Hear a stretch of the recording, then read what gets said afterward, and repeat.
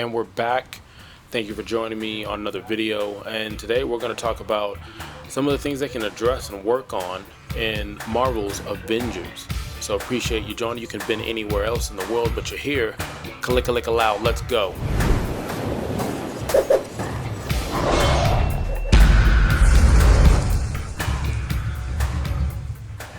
All right. So this is the fifth, technically the sixth video I've done since picking up this hobby on YouTube, and I'm gonna try to make these videos a little shorter. I know the other ones are a little lengthier, but this is some of the stuff I might have missed. And if you've been tagging along, I'm a fan of the Marvel Avengers game. I was hyped for it, pre-ordered it, played the betas, beat the game, and like so many other people, kind of don't know where the game is going next. And they're not letting us down as far as like they're not bringing us contents. You're gonna have characters and raids and things of that nature.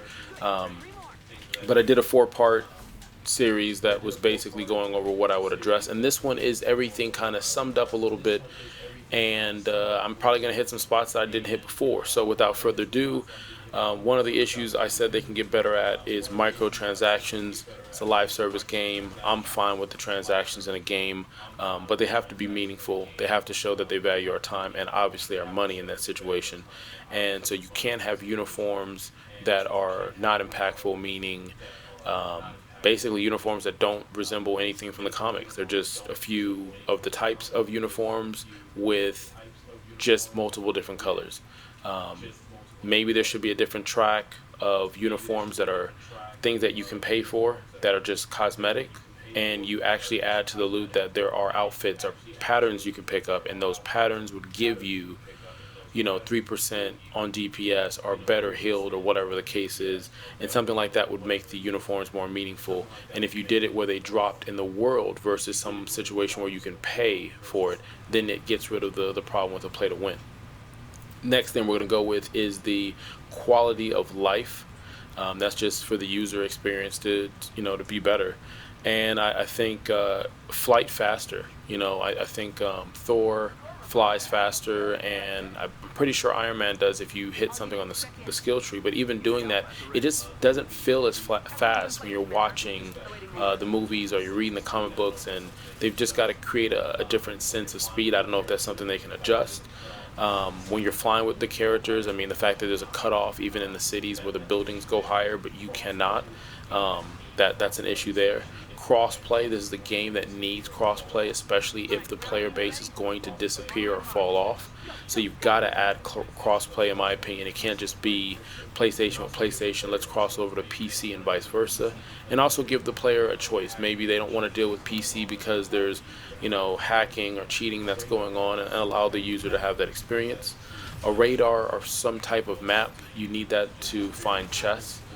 It'll allow the user to just experience this open world that you've created, and make sure you're finding everything like Easter eggs. It would also allow people to conversate on where to find something they found.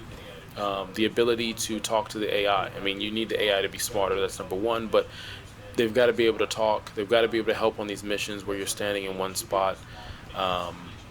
That's something you need. You should be able to swap into each character and rotate. I think that'll also help with XP, so that if I'm playing with a character like Hulk and I don't normally play with him, when I do missions with my stronger characters, I can just easily transition over to Hulk and get XP for doing some of those missions. Also, even just doing XP in general where it falls on the whole team somewhat, that'd be a nice quality of life. Doing a loot box or the strong box where when you've already beat the game and you're getting XP on a character, but once that character is maxed, or maybe yourself, you'll get a box. That box might have mats in it, or it might give you an upgrade pattern, just something to show, hey, you're still playing, and we're going to give you something. I know Division does that when you hit in-game and then you're finished, so instead of you just hitting XP for no reason, you're getting a reward for it, again, valuing your time. You also have in-game was another thing that I said they have to work on and get better. I mean, for us that have done it, we've done it. I think it's a 12-hour storyline where the story is a little mediocre because there are some holes in it, and there shouldn't be because you're pulling from the Marvel universe, and especially the in-game being Inhumans. There's a lot of stuff to pull from that. But there is no big fight. There are times where your heroes are attacking mini bosses or one big boss like the Taskmaster, but it doesn't create that feeling. And I'm going to compare a lot. I think we all do for the movies, where you have that big fight. And I think that's going to get better if they come out with a big villain that you're going against and you're playing online with 6 or 8 people, and it will create that feeling. If you ever play the DC online, I think there was times where there was like 20 of us trying to fight this humongous boss, and I think that would add to it. Playing as a team, they've got to put out multiplayer contents, and they've got to make some of these missions and just experience more multiplayer.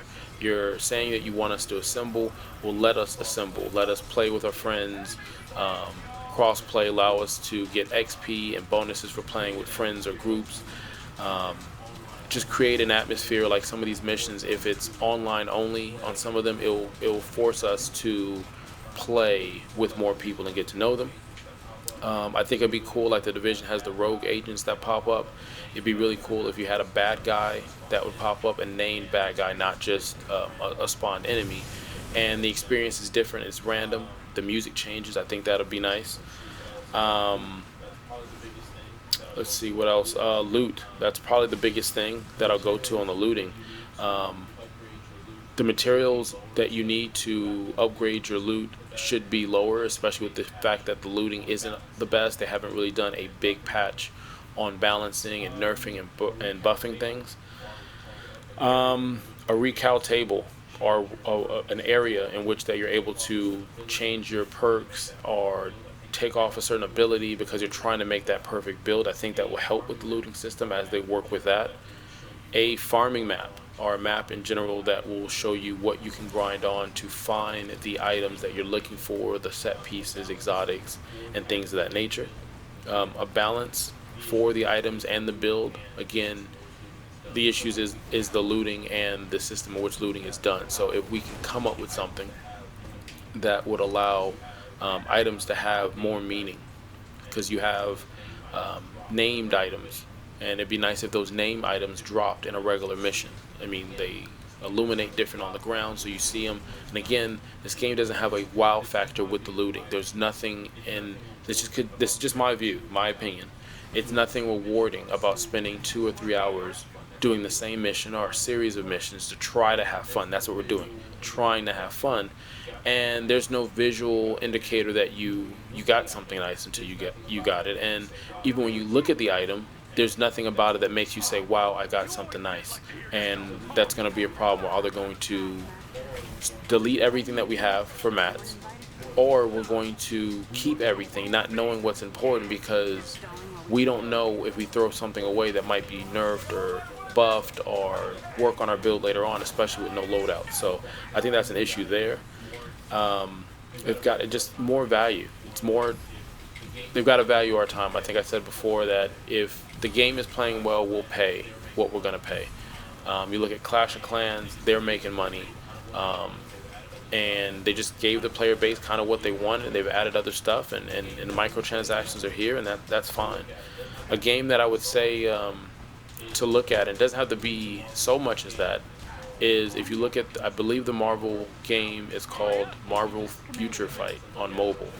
And if you just take a few minutes and look at it or check a review online, you'll see how deep this game is. And they do things with different costumes that have to do with comic books. They partake in stuff from movies and time them about the same time that the movie or DVD drops of that contents. And just, there's a play field that they can obviously grow on, and it's there. And I not to sound like a Debbie Downer, I don't think it's like, hey, look, they're purposely trying to upset the player base. They just, I think, need to show that we're here and they're listening, and they've got something for us, and it's coming down. I think because we just don't know, and the game has kind of got a little stale on some areas, that's where we're running into it. But again, I haven't checked on anything online. I don't know if there's any significant patches or any word that's come out on what they're going to work on, but I will come up with a video once I see all that and kind of give my impressions on that. But of all the things I mentioned, the number one thing is communication. They have to communicate with their community. And as your unofficial community manager, I'm just saying, if I can get to the bottom of it, I will. And I don't mean that in a bad way. I just mean like I would like to talk to a developer or a tester or somebody to be like, hey, listen, if anybody clicks this and they're like, hey, listen, I mean, what is it they really, really want? I think the biggest things, the two things is communicate and actions. If you communicate and show that you're communicating, the actions should show that you're listening to your player base and you're still doing what you guys created. And that's it. So once again, thank you for listening. You see, I did get the video shorter, and I'm working on the production value over here.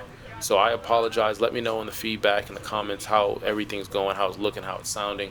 Is there other games you would like me to play or comment on? I would enjoy that, and you would enjoy it too. I wouldn't know it unless you put it in the comments. So once again, you could have been anywhere in the world and you're here. Your time is valuable, and I appreciate that. So till next time, kalika-lika-low.